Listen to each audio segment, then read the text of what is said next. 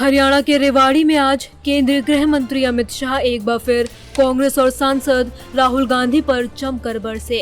अमित शाह ने कहा कि कांग्रेस पार्टी के नेताओं ने अग्निवीर को लेकर लोगों में भ्रम फैलाने का काम किया है।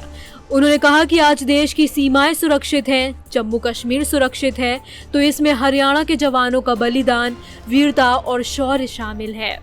देश की सीमाएं सुरक्षित है तो इसमें हमारे हरियाणा के जवानों का बलिदान, वीरता और शौर्य शामिल है। अमित शाह ने कहा कि हरियाणा में जब कांग्रेस की सरकार थी तब कट, कमीशन और करप्शन का जोर था।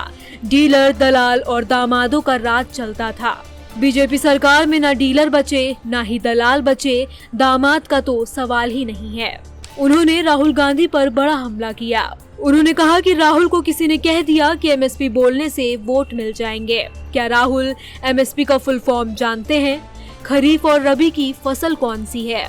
क्या उनको मालूम है कि एमएसपी बोलने से वोट मिल जाएंगे? राहुल बाबा, एमएसपी का फुल फॉर्म मालूम है क्या आपको? एमएसपी किसको कहते हैं मालूम है क्या? उन्होंने कहा कि पूरे देश भर में कांग्रेस की जो सरकारें चल रही हैं, वे एमएसपी के नाम पर किसानों से झूठ बोल रहे हैं।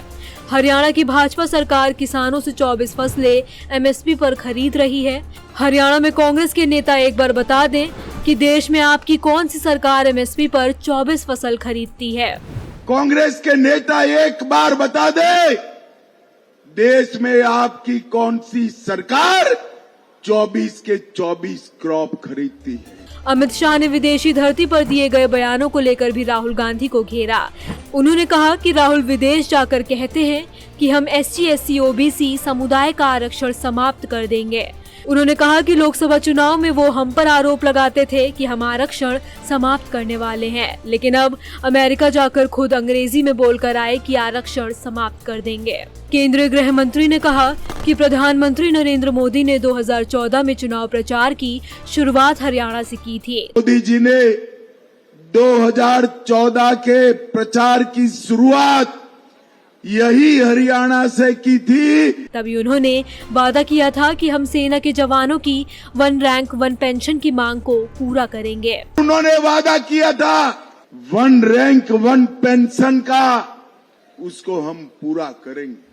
40 सालों से हमारे सेना के जवान ये मांग कर रहे थे।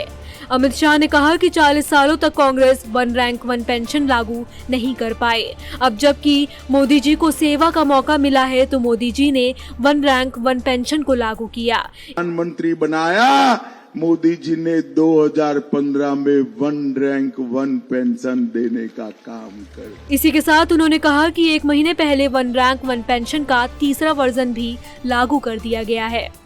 1 महीने पहले 1 रैंक 1 पेंशन का तीसरा वर्जन भी लागू करने का काम हमारे प्रिय नेता नरेंद्र मोदी जी ने किया।